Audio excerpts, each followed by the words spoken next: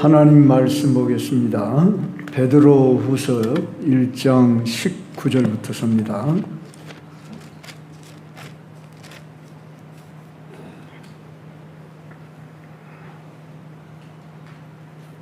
제가 한 절, 여러분이 한 절 나중에 합독하겠습니다. 또 우리에게는 더 확실한 예언이 있어 어두운 데를 비추는 등불과 같으니 날이 새어 샛별이 너희 마음에 떠오르기까지 너희가 이것을 주의하는 것이 옳으니라.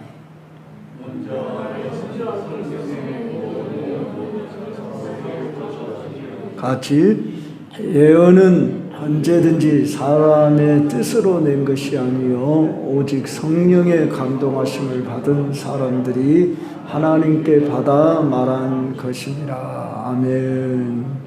1구역 식구들 특송하시겠습니다.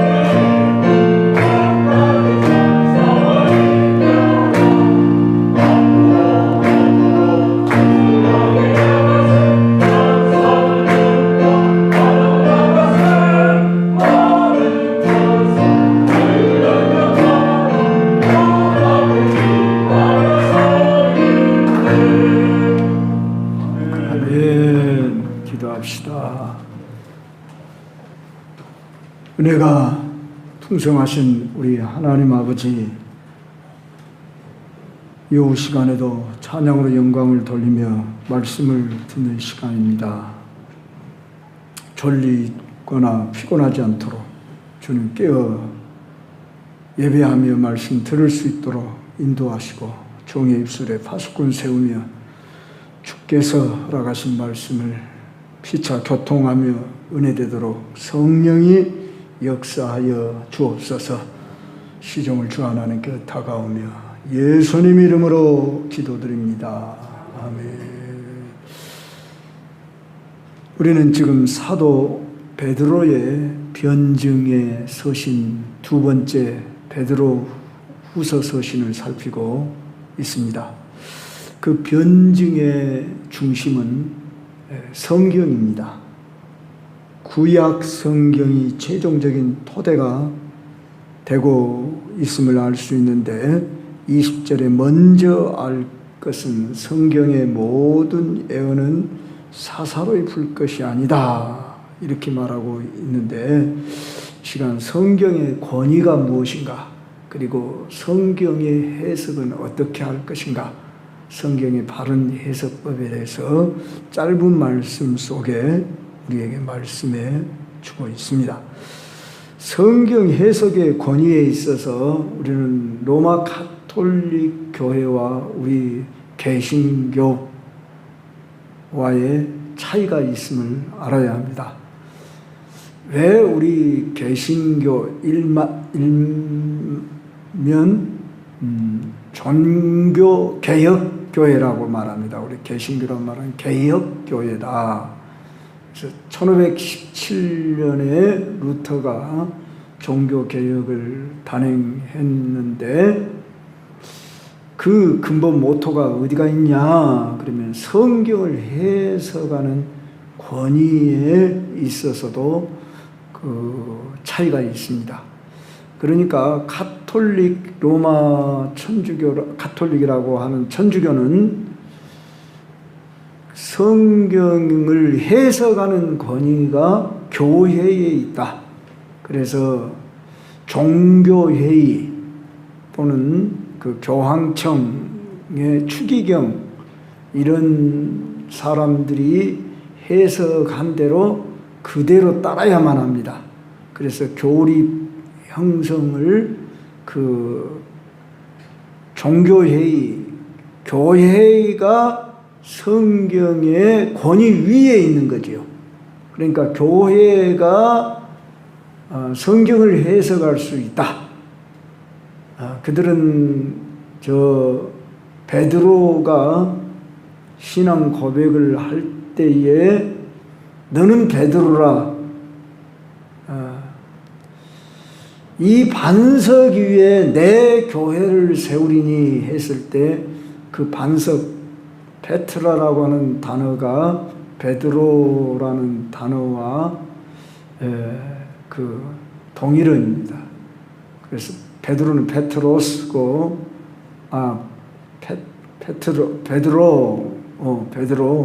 베드로라는 뜻이 반석이라는 뜻으로 이름을 지었습니다.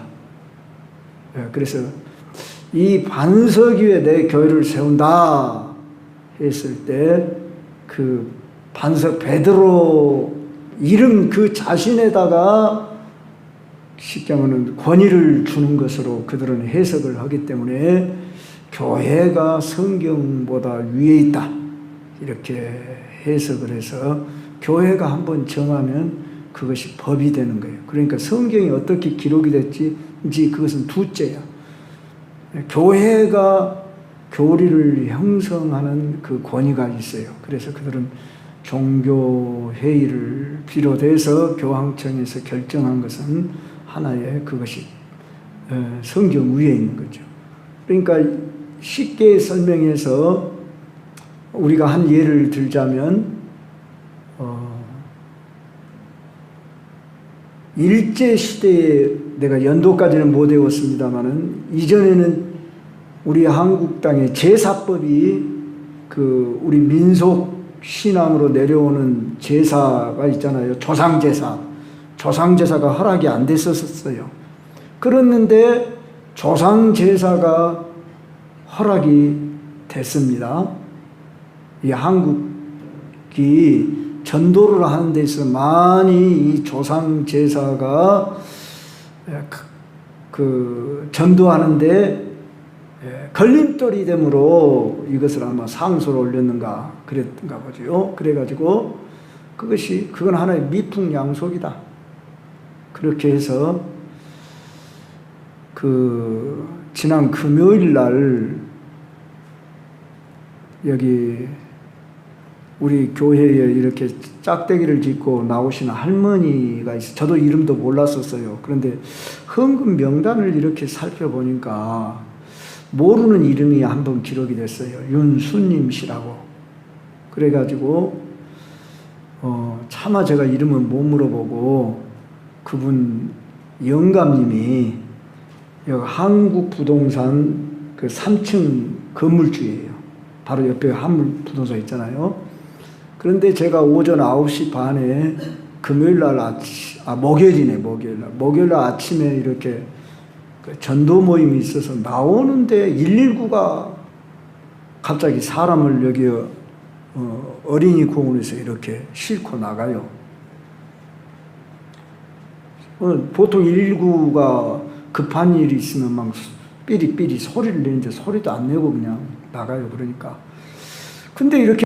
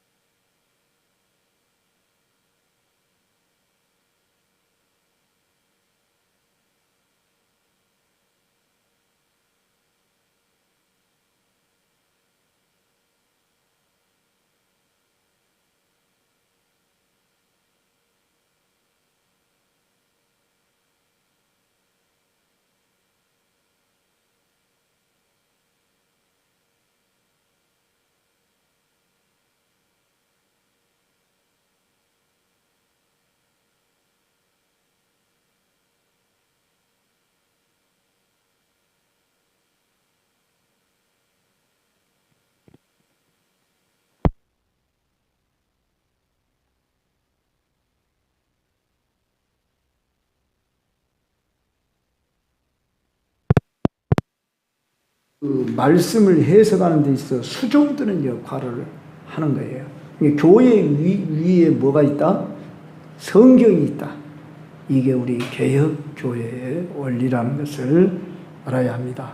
또 다른 견해는 애언한 것을 사사로 여기 풀지 마라 이런 말이 나오잖아요. 20절에 이 말을 그대로 갖다가 이 말에 근거해서 애언한 것이 이루어지기까지는 그 누구도 해석할 권한이 없다. 그리고 선지자들 자신도 그들 자신이 애언한 것은 다 이해할 수 없다고 주장하기까지 합니다. 어떠한 애언도 사사로 풀면 안 된다.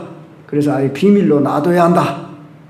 그래서 특히 요한계시록 같은 부분들은 비밀로 그대로 놔둬야 되고 애언한 것은 다 그대로 놔둬야 한다.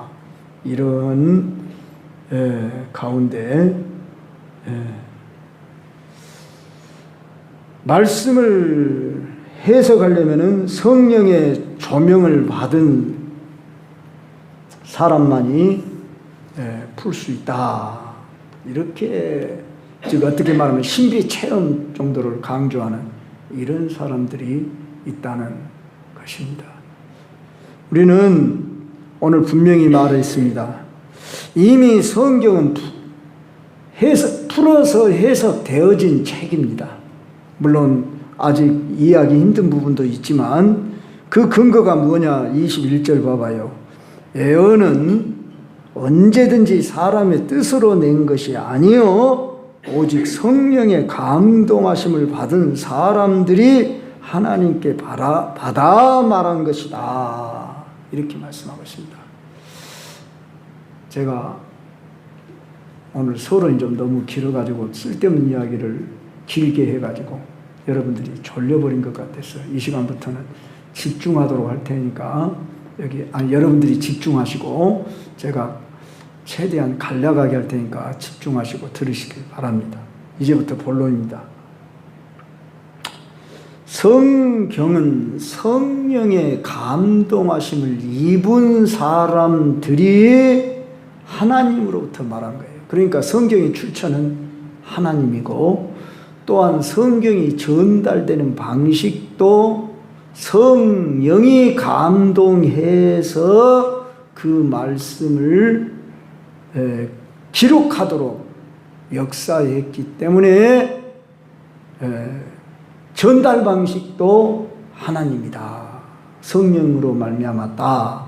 그러면 성경은 어떻게 기록된 책입니까? 이렇게 물었을 때, 자, 내가 말할 테니 받아 써라 또는 들어라 그렇게 해서 전달된 책이 아닙니다. 받아 써라 들어라 해가지고 성경이 쓰여졌다는 이 말씀이 기계적 영감설이라고 말합니다. 즉 성경은 분명히 사람이 썼는데 하나님이 말씀하시고 기록한 사람은 사람들이 기계적으로 받아쓰기 식으로 쓴 것이 아니다 그 말입니다. 그것은 분명한 것을 우리가 알 수 있습니다. 모세오경은 물론이고 모세오경 일부들은 우리가 여호와께서 모세에게 말씀하시되 여호와께서 말씀하사 뭐 이런 식으로 된 부분도 있지만 모든 성경이 다 그렇게 된 건 아니잖아요. 특히 신약 성경에 와서 예수님의 생애의 일대기에 대하여 기록하는 내용들이 마태가 보는 입장, 마가가 보는 입장, 누가 요한이 보는 입장이 다르잖아요. 한 사건을 놔두고도 조금씩 다를 수도 있고 또 어떤 부분들은 상당히 다른 각도에서 보는 부분도 있잖아요. 그렇다면 우리는 성경에 특히 세 가지 영감설이 있는데 방금 제가 이야기한 기계적 영감설은 우리가 받아들일 수 없고 이건 대부분 다 부인하는 사실이고 그 다음에 동력적 영감설이라는 게 있습니다. 성령으로부터 영감된 것만 성경 말씀이다. 사람이 기록을 했는데 성령이 영감하셔서 감동하셔서 기록되어진 것만이 성경의 말씀이다. 이렇게 해석한 것도 우리는 받을 수가 없습니다. 성령의 조명을 받은 인간이 자유로운 통찰력에 의해서 기록했다는 주장이죠. 이것은 성경의 무호성을 파괴하고 성경을 완전히 인간적 산물로 만들어버리는 것이기 때문이다. 대표적인 사람이 슐라이엘 마거라는 사람입니다. 독일 신학자인데, 그러면 우리가 받아들이는 성령의 그 권위는 어디에다 두냐 하냐.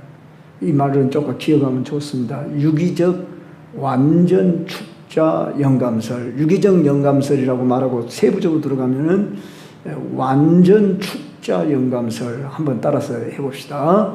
유기적 완전 축자 영감설. 먼저 유기적 영감설이라는 거 이렇게 말하는데, 유기적 영감설은 뭔 말이냐 그러면, 성경은 분명 누가 썼어요? 성령의 감동하심을 입은 사람들이 기록했다. 오늘 여기 분명히 그렇게 말하고 있잖아요. 오직 성령의 감동하심을 받은 사람들이 하나님께 받아 말한 것이다 그랬잖아요. 성령의 감동하심을 받은 사람들 했을 때, 자, 이들이 내가 성경을 써야겠다 그러고 성경을 쓴 경우도 있지만 꼭 그런 경우가 아닌 것들이 많습니다. 가령 바울이 편지를 보내고 있는 내용들이잖아요. 편지 보낸 거예요. 그러죠? 로마서로부터 바울이 쓴 서신이 13권 정도 되잖아요. 그랬을 때에 바울이 성령의 감동하심을 입은 상태에서 그가 편지를 쓴 것인데, 이것이 우리는 정경으로 받아들일 만하다 해서 우리는 이걸 받아들이고 있어요. 뿐만 아니라 구약 성경 중에서 여러분 시편을 비롯해서 잠언을 비롯해서 아가서 같은 부분들을 비롯해서 대선지서, 소선지서, 뭐 역사서, 뭐 이런 데 전부를 다 우리가 살필 때에, 이건, 그 시대의 배경, 환경, 그 사람의 지식, 그 어떤 경험, 그 사람의 그 모든, 은사를 활용해서 어떤 기억, 경험까지 다 활용을 해서 우리에게 성경이 전달되게 하셨는데, 거기에 전혀 오류가 없도록 성령이 조명하셨다. 그래서 유기적으로 영감되어졌다. 그 사람의 그 지식과 환경과 모든 것을 활용하셔서 조금도 오류가 없게 했기 때문에 완전 축자, 그 글자 한마디에도 오류가 없게 했다. 이 설을 우리 개혁교회는 받아들입니다. 그래서 유기적 영감설 또는 완전 축자 영감설, 이 두 가지를 합해서 유기적 완전 축자 영감설, 이걸 우리는 받아들입니다. 아까 방금 이야기했던 동력적 영감설도 우리가 받아들이기 힘든 것은, 영감되어진 것만이 하나님 말씀이라고 한다면 말씀 아닌 것도 있다는 의미고, 인간의 어떤 참 문학적 기술, 어떤 그 사람의 그 이성, 이런 의지를 따라서 성경이 기록된 것이라고 한다면은 자유주의 학자들이 이것을 말합니다. 이걸 말한다고 하면 우리는 성경의 권위를 실추시키는 것이고, 이게 하나님 말씀이 아니지요. 그래서 현대 신학자들은 비평학자들이 고등비평이라고 합니다. 고등비평하는 사람들은 이걸 그렇게 성경을 난도질합니다. 그래서 성경 중에 하나님 말씀이 아닌 것도 있다. 그래서 창조 설화라고 이야기하면서 하나의 설화에 지나지 않은 것으로 많은 부분 이렇게 매도해 버립니다. 그런데 우리는 베드로가 오늘 전하는 이 짤막한 몇 말씀 속에서 확실하게 우리가 받아들일 수 있는 성경의 권위는 뭐다고요? 오직 성령의 감동하심을 받은 사람들이 하나님께 받아 말했다. 그러므로 우리는 성경은 하나님의 말씀이다. 이걸 천하 없어도 믿고 받아들여야 돼요. 여기에 우리의 신앙의 근거를 둬야 돼요. 그러니까 사실에 우리는 근거를 둬야 한다 그 말입니다. 감정이나 체험이나 이것보다 더 앞선 것이 무엇이다? 성경 말씀이다. 그래서 베드로가 변화선 사건을 말한 것은 자기가 직접 보고 들은 것이지라도 그것보다 더 중요한 것은 무엇이다? 자, 오늘 19절에 또 우리에게는 더 확실한 예언이 있어 했을 때 이 더 확실한 예언은 앞서서 내가 변화산에서 예수님 변화한 모습보다 더 확실한 예언, 지금 여기 예언은 구약의 예언을 가리켜요. 이 예언이 어두운 데를 비추는 등불과 같으니 그렇게 말하고 있어요. 어두운 데를 비추는 등불이다. 그러면 우리는 말씀이 비치고 이 말씀을 보는 사람이 해석자가 어둠이다 하는 것을 알아야 하는데 오늘날 성경을 해석하는 사람은 자기가 비치고 말씀은 자기가 해석함을 따라서 발견하는 것으로 이렇게 알면은 잘못된 것이에요. 우리는 그래서 말씀을 해석하는 데 있어서 첫째로 겸손함이 가장 기본 자세예요. 나는 어두운 자고 이 말씀은 빛으로 가득 차 있다. 그래서 이 빛이신 말씀을 통해서 내 어둠을 밝혀야 한다. 이런 자세로 우리가 성경을 봐야 한다고 말이에요. 근데 나는 빛이고 이 말씀이 지금 어두운 가운데 있으니까 내가 해부해보는 식으로 가령 과학자들이 생물학자들이 개구리를 가지고 해부를 해가지고 개구리가 어떻게 생겼는가 우리 마치 우리 교수님 여기 계시네요. 우리 교수님 해부학을 가르치신 걸로 내가 알아요. 그러면 과학적인 이 생물학적인 이 사실에 의해서 이건 뭐고 간이고 이건 무엇이고 그러면서 이렇게 해부를 하잖아요. 성경을 그런 식으로 우리 인간이 해부해서 알 수 있는 책이 아닙니다. 만약에 그렇다면 하나님이 개구리가 되는 거죠. 그래서 하나님은 이 말씀 속에 자신의 빛을 완전하게, 그래서 성경은 구원 얻기에 성경은 완전하고 명료하고 충분하다. 구원 얻기에 충분하고 조금도 부족함이 없는 그런 책이다. 이 사실을 여러분이 아시고 내가 겸손함으로 이 성경을 보아서 내 자신이 먼저 치료받으려고 해야 돼요. 그래서 성경을 읽을 때 우리들이 기도를 많이 하고 성경을 읽어야 해요. 그러면서 이 말씀 속에서 내가 빛을 받으려고 해야지 내가 이 성경을 통해서 내가 해부해서 내가 증명하려고. 그래서 사사로이 풀 것이 아니요. 왜 이단이 그렇게 많이 나왔냐 그러면 자기가 주관자, 해석자가 되어가지고 자기가 보는 견해를 성경에다 갖다 집어넣으려고. 특히 말씀 전하는 자들이 말씀을 전할 때 성경 본문을 하나 읽어놓고 자기 주장 해석을 갖다 늘어놓고 그러는 경우가 많아요. 저 역시 말씀을 하다 보면은 잘못 삼천포로 빠지는 경우도 있는 경우가 있잖아요. 원래 성경이 말하고자 하는 의도와 상관없이 내가 말하고자 하는 것을 말해버리면 이것은 바른 설교가 아니라는 것이죠. 그래서 이제 우리 개혁교회에서 또 이 성경을 전하는 사람을 그러니까 설교권을 아무에게나 주는 것이 아닙니다. 그래서 강도권은 강도사 이상 되었을 때 강도권을 주는 거고, 목사가 허락하는 사람들에게 지금 주일학 교사들에게 이렇게 임시로 허락한 것이지 자기에게 강도권이 없어요. 강도권은 강도사 이상 되신 분들에게 허락을 한 거죠. 물론 여러분들이 개인적으로 성경을 읽고 그것을 해석할 수 있는 권리는 있습니다. 그래서 이것이 기독교와 천주교의 차이입니다. 천주교는 해석할 권리도 없어요.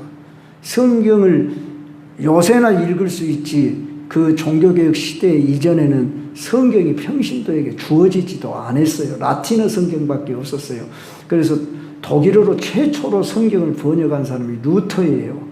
그래서 일반 사람들은 성경도 보거나 읽지도 못했어요. 근데 요새는 성경을 다 이렇게 일반화하고 읽고 있는 것은 종교개혁 시대 이후라는 것을 여러분이 아시고 참 감사해야지요. 그리고 여러분들이 이제 큐티라고 해서 성경을 읽을 뿐만 아니라 여러분이 해석하고 적용하고 이런 자유가 있어요. 그런데 이제 교회에서 강도권은 특별히 이렇게 신학을 하고 그 자격이 갖춰진 사람에게 한 것은 왜 그러냐? 성경이 그만큼 중요하다 그 말입니다.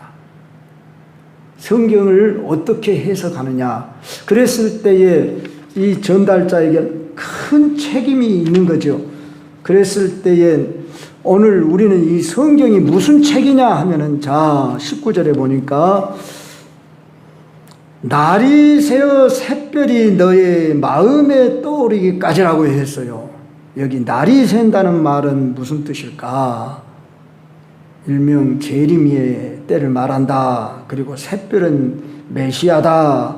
이렇게 해석을 하는데, 이 그 문맥상에서 우리는 이 성경 말씀을 1차적으로 이해를 해야 합니다. 항상 이 말씀을 쓴 문맥, 그 단어만 가지고, 그 문장만 가지고 풀면 안 되고, 앞에서 뒤에서 전체적으로 봐야 돼요. 그래서 성경을 해석하는 첫 번째 원리가 문법적 해석이에요. 그 다음 두 번째는 역사적 해석이에요. 배경 아래에서, 그 시대의 배경 아래, 상황 아래에서. 세 번째는 신학적 해석이에요. 그래서 가령 신학적으로 이게 원리적으로, 교리적으로 맞느냐, 이런 취지 아래서 성경을 봐야 돼요. 그런데 성경을 해석하는 사람들이 각자가 다르기 때문에 또 잘못 해석하는, 지금 왜 이런 말씀을 하고 있느냐, 그것을 말해야 되는데, 베드로가 이 말씀을 하던 당시에 거짓 교사들이 재림이 없다고도 말하고, 재림을 또한 까마득한 어떤 날에나 있을까 모르겠다고, 없다고 말하는 이런 사람들을 향해서 지금 재림이 올 것을 말하고 있는데, 여러분, 예수님이 이 땅에 오심으로 종말이 시작되어졌고, 죽으시고 부활하시고 승천하심으로 이제 주님이 재림할 날은 어느 때와 시기인지를 알지 못하는 때가 임박했습니다. 그러므로 이미 종말이 온 것입니다. 종말이 시작된 것입니다. 그래서 파루시아, 이 단어가 주의 강림이라는 단어인데, 이 주의 강림이 가까이 왔다. 그 날이 새어 주의 강림의 때가 되어서 샛별이 너희 마음에 떠오르기까지 했을 때에, 이 샛별은 방금 메시아 예수 그리스도라고 했죠. 그래서 성경의 중심이 뭐냐 그러면 예수 그리스도입니다. 구약 성경도 그러고 신약 성경도 그러고. 그래서 여러분이 성경을 볼 때 이 성경 속에서 예수 그리스도를 발견하려고 해야 합니다. 예수 그리스도를 나타내고 예수 그리스도를 통해 우리에게 빛을 비추는 이 일을 우리가 경험하도록. 그래서 요한복음 1장에서 보면은 특별히 예수님을 예수님 자신을 가리켜 뭐라고 그랬죠? 나는 세상의 빛이니라, 생명이니라. 그렇게 증거하고 있습니다. 빛이 이미 왔다고 말하고 있습니다. 그러므로 여러분들은 성령이 오셔서 빛 대신 이 예수 그리스도를 증거하시는 영이 성령이에요. 성령이 오신 첫째 목적이 뭐예요? 요한복음 14장에 의하면 그리스도를 증거하는 것이에요. 예수님은 성부와 하나님을 증거하시고 예수님이 다시 오실 것을 또한 구원의 모든 약속을 성취하실 자이고 또 다시 오셔서 심판하실 자라고 하는 것을 증거했는데 성령이 오순절날 강림함으로 인해서 각 사람 위에 임하였고 그 성령이 스승되셔서 여러분들을 모든 진리 가운데로 인도하실 것이다 그 말입니다. 그런데 성령이 누구를 증거한다고요? 예수 그리스도를 증거한다고요. 그러니까 성경 어디를 보든지 여기서 내가 예수 그리스도를 발견하련다. 이런 마음을 가지고 예수 그리스도 그분이 빛인데 그분을 통해서 내가 빛을 받으련다. 그래서 내게서 어둠이 거쳐가도록 하련다. 치유를 받고 회복되련다. 이 마음을 가지고 성경을 봐야 한다는 말이에요. 내가 관찰자가 돼가지고 성경을 내가 거기서 내가 쪼개서 뭘 어떻게 이렇게 조직해서 성경을 해석하려고 하는데 목적을 두기보다도 이 성경 그 자체가 완전한 빛으로서 내 이 어둠을 몰아내게 하는, 그리고 빛을 비추어 나를 치유하게 하는 이러한 책으로 여러분이 일단 받아야 한다 그 말입니다. 그래서 내가 받아서 조명을 받았어요. 그래서 은혜를 받았어요. 그러면 거기에 근거해서 내가 간증하는 것입니다. 성도들과 내가 이렇게 깨달았습니다. 이렇게 은혜를 입었습니다. 이렇게 우리는 나눔이 필요한 것이죠. 예. 그랬을 때에 오늘날 성경을 우리는 그렇게 예수 그리스도를 발견하는데 여기 보니까 떠오르기까지라고 했으니까 미래형이잖아요. 때로는 아직 떠오르지 않은 것들이 있으므로 겸손히 기다려야 하는 부분도 있어요. 무슨 말씀이냐? 모르는 부분들은 덮어두라 그 말이에요. 모르는 것을 막 내가 모르면서 자기 이성으로 그것을 해석하려고 하지 말아라 그 말이에요. 그래서 종교개혁자들이 유명한 말을 했어요. 말씀이 가는 데까지 가고 말씀이 멈추는 데에 멈춰라. 이게 종교개혁자들의 그 외침입니다. 그래서 칼빈주의 우리는 신앙을 전수받고 있잖아요. 그랬을 때에 칼빈주의의 가장 큰 모토가 뭐냐면 오직 성경입니다. 성경보다 더 높은 권위가 없다 그거예요. 오직 믿음, 오직 은혜 이거예요 아닙니까? 그랬을 때에 우리는 이제 겸손히 성경을 받고 성경의 중심은 예수고 또한 우리가 성경을 우리가 해석하는 데 있어서 기다려라 하는 부분도 우리가 겸손히 가져야 한다는 말입니다.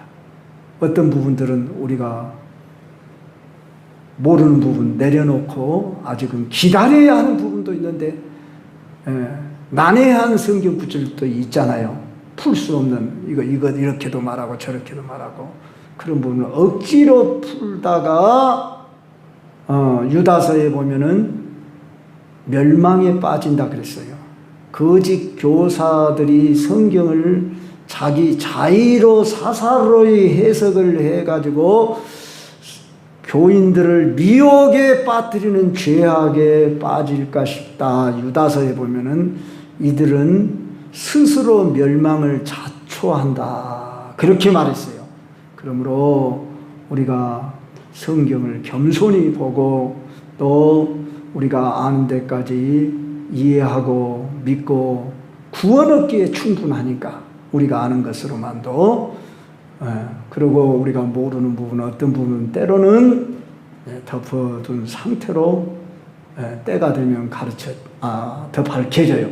그래서 신학은 계속 발전되고 있어요. 개진되고 있어요.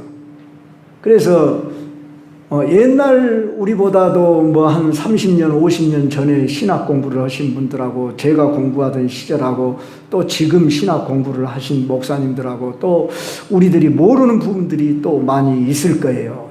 일부는, 어떤 부분은. 그래서 끊임없이 공부를 하고 책을 읽고 또 어떤 강의를 받고 또 논리 이런 것들을 전개되어지는 것을 듣는 거예요. 그래서 우리는 주님 오실 때까지 겸손히 말씀을 살피는 이 자세가 첫째다. 내가 전부를 다 아는 것처럼 하고 주장하고 그러다가 잘못된 데 빠질까 조심하라 하는 이 말씀을 유념하고 오늘도 구원 얻기에 충분하고 우리에게 허락한 말씀 잘 받으면 되는 줄로 믿습니다. 그래서 이러한 권위와 해석 아래에서 우리가 성경을 받을 수 있으면 여러분들에게 유익한 책이 될 것입니다. 구원 얻기에 충분한 책이 될 것입니다.